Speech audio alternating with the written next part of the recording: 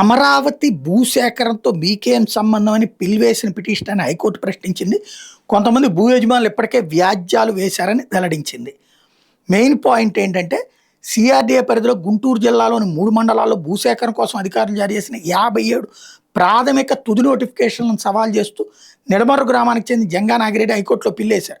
అమరావతి కోసం చేపట్టే భూసేకరణలో సామాజిక ప్రభావం అంచనా, ఆహార భద్రతా నిబంధనలకు మినహాయింపు ఇవ్వడం చట్టవిరుద్ధం అన్నారు.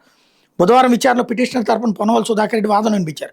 భూసేకరణ చట్ట నిబంధనలు పక్కన పెట్టి భూములు బలవంతంగా లాక్కుంటున్నారన్నారు. ప్రస్తుతం 3 మండలాలకు పరిమితం అయ్యారని, ఇలాంటి చర్యలను అనుమతిస్తే భవిష్యత్తులో రాష్ట్రంలోని భూములు ఎలాగే తీసుకుంటారన్నారు.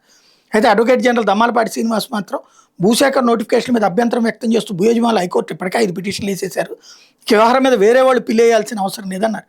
పిల్కి విచారణ అర్హత లేదన్నారు. దీంతో ఏకీవించిన ధర్మాసనం పిల్ విచారణ అర్హత మీద అభ్యంతరం చెప్పింది.